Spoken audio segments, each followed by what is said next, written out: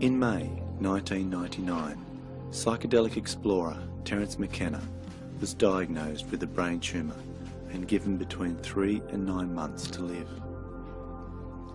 I contacted Terence by email and mentioned that I was making a documentary about shamans of the Amazon and asked if I could meet him and record an interview. Flying back home from the Amazon on December the 9th, 1999, just 4 months before he died, Terence gave me one of his last interviews at his home on the Big Island of Hawaii. It's too bad we don't have more time. Terence had tried many natural therapy cures and had also recently undergone gamma knife surgery to try and remove the tumour. You've been here for a while? Oh, I finished the house about 2.5 years ago and was here about 2.5 years building it, so... Right. Yeah. Let me get Christine.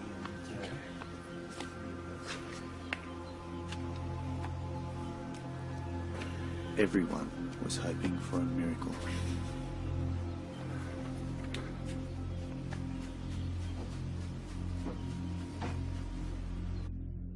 Why do you think governments, most governments in fact around the world, have banned ayahuasca and made most psychotropics illegal?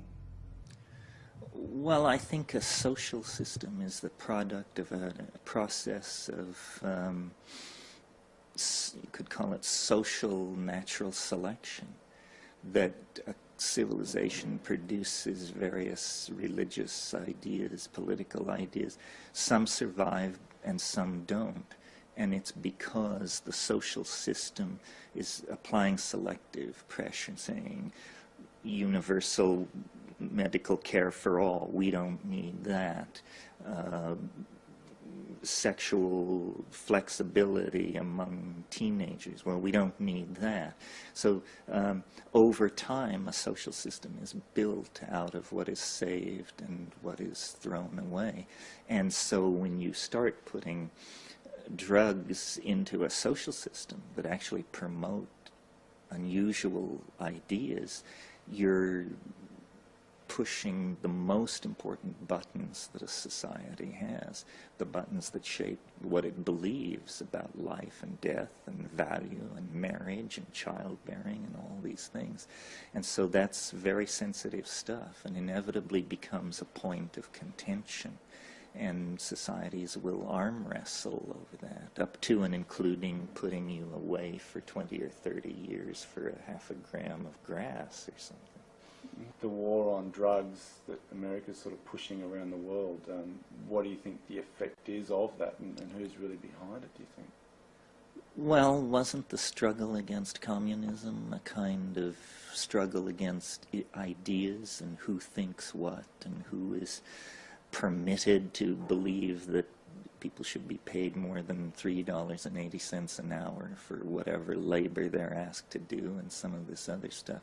So capitalism, if it doesn't have enemies, it will create enemies. It will point out these people or these people. And so I think it's a thing like that, that it's a struggle to control the political agenda. And I'm not a Marxist, I don't have much patience with that, but I do think how Marxism has talked about the value of work and worth and the productivity of the masses and all that rhetoric carries right over into the so-called war on drugs, which is really a war against other people's values. It's a continuation of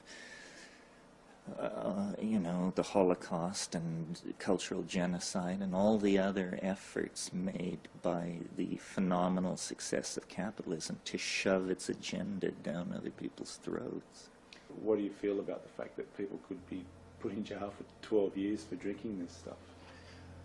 Well, it's a disturbing tendency. I mean, it means that at least the U.S. government has made a decision somewhere to push hard against this, which is always the first strategy. The first strategy is push hard against some trivial thing, cannabis or LSD or something like that.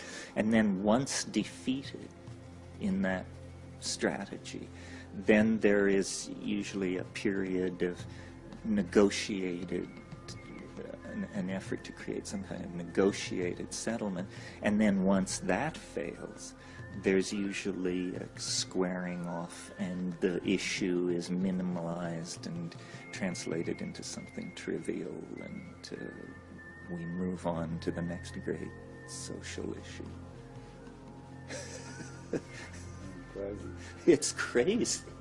What do you feel about the synthetic DMT and ayahuasca now being available? You know, do you think that the magic is lost when it's synthesized, and there's no real ritual aspect to the taking of ayahuasca?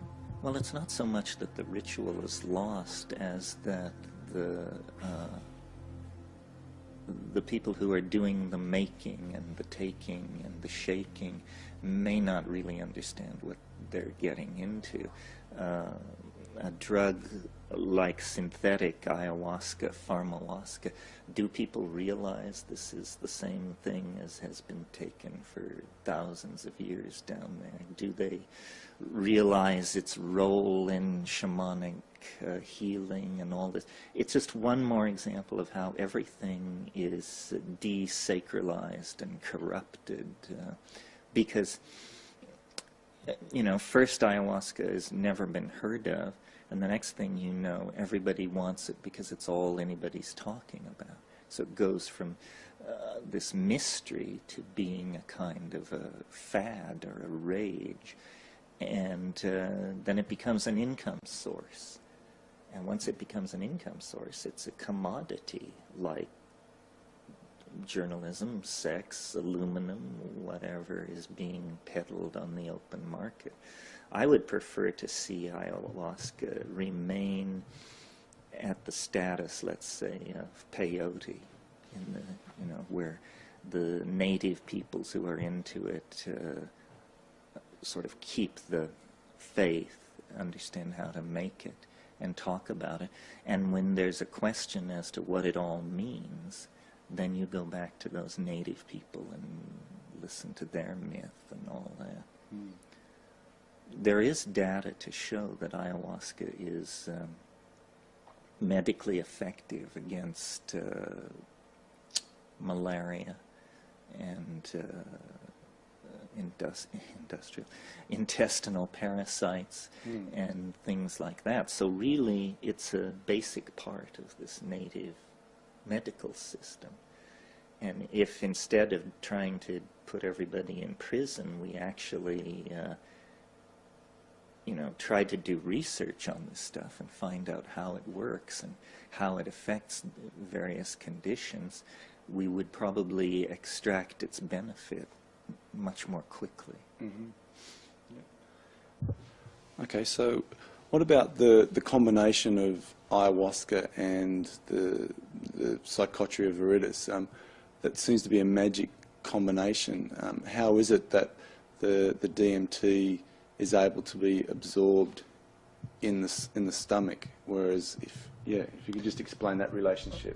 Well, it involves the interrelationship between a brain-mind system that has had all the monoamine oxidase taken out of it pharmacologically. And all these psychoactive drugs seem to have a bigger, more dramatic impact in the presence of a lowered MAO threshold.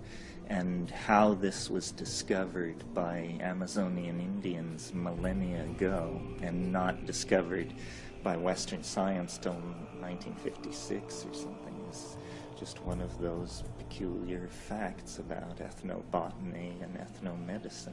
But it's certainly true that you have a much more dramatic effect with the two in combination. And how many of these kinds of facts of folk science are out there to be discovered? We don't really know yet, but slowly it's all being unraveled. It's never been explained, you know, why there are so many plant psychedelics in the New World. The jojoba snuffs, the ayahuasca, the mushrooms in the New World, Salvia divinorum. All of these things are New World, and this has been a social phenomenon, the exploration of which has been pretty much pushed by New World anthropologists and philosophers. If we'd had to depend on European philosophy for the content of the century, we'd all be reading Jacques Derrida and you know, those kind of people. So it's a local phenomenon that's become global.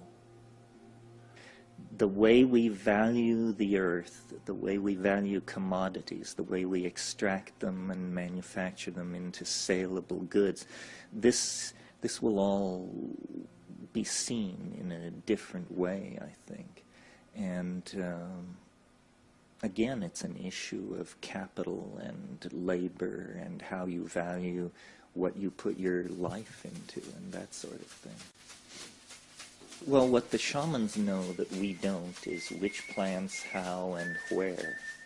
And it took a long time to figure this out. You know, they didn't invent the calculus. They didn't, you know, sailing vessels of great speed and power. None of that was pursued. What was pursued was these vegetable entities that can be coaxed out of the plant world.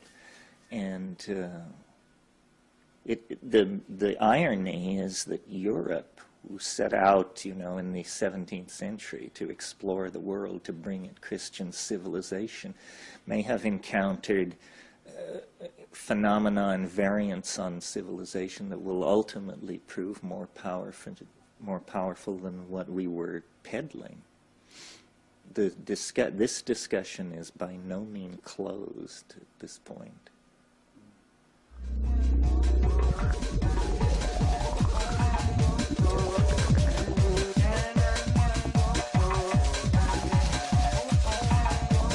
I thought I knew a lot about psychedelics before I encountered DMT, and it showed me that I knew virtually nothing. This is Salvia divinorum. Oh yeah, this is a great shot. Full flower. Oh, wow. Yeah, you rarely see it so dramatically in flower. This one. Yeah. Salvia divinorum, yeah. And what Purple flowers. what are the effects of these? What part do you use? You use The the leaf. leaf, and it has a compound called alpha salvinorin in it, and it's very easily grown in the right soil. Roll up 80 leaves and chew them. Yeah. And You just chew it. Chew it. Yeah. And what's And the eat it. effect? And eat it as you're. That's Oh, how yeah. the Mazatecs do it. Oh, another. And what's the effect of it? Very Hallucinogenic, strange, psychedelic. very hard to describe, but Psychedelic. not really understood or known until 10 years ago or so. You know?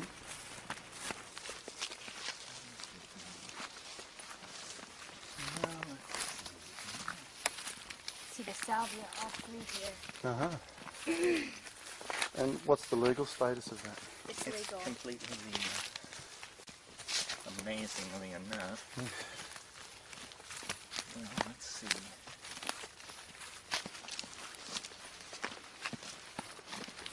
This is ayahuasca. That's why it was called Banisteriopsis, because the leaves are opposed to each other like the rungs of a ladder. And it winds up into this. I've got some pieces back at the house. Oh yeah, you can show. Now here, this vine going up so high, Oh, yeah. that's ayahuasca.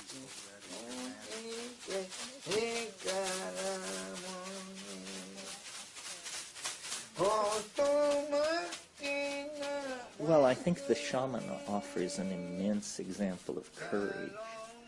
The shaman is not afraid of things which modern, postmodern people are afraid of, specifically madness, a kind of madness. People are afraid of drugs because they associate it with some kind of ultimate unhingement. as we gain shamans who can speak to us in our own vocabulary, this will fade away. This is, to some degree, the motivation for my career, is basically to say, to give people permission, to say, it's safe, it's scary, it's weird, but you're not going to end up in a straitjacket in some back ward.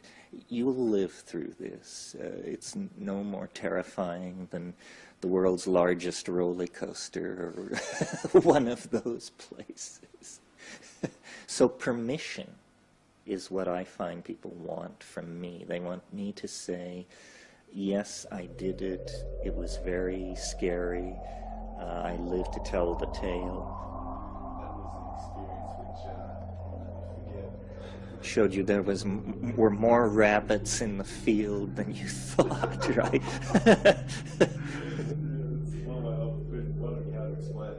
I mean, I know it's really beyond explanation, but for you, what happens for you when you smoke DMT? I go to a place where language finds it very hard to pull over and look around. It's almost as though it takes you to a world that is not Englishable, and I suppose Germanable and so forth, but as a native speaker of English, that's what it looks to me like is happening, that the vehicle of language can only... Breaks down. Yeah, it breaks down, and no matter how you try and claw the air, it doesn't quite come over and give itself to you. So that's fascinating to me as a writer and a storyteller and someone with an interest in narrative and all that. The idea that there would be realities that you couldn't wrap a description around is fascinating, and it grows more fascinating as life moves along. It seems like a miracle, you know, an absolute miracle of some strange sort in the area of cognitive construction is taking place.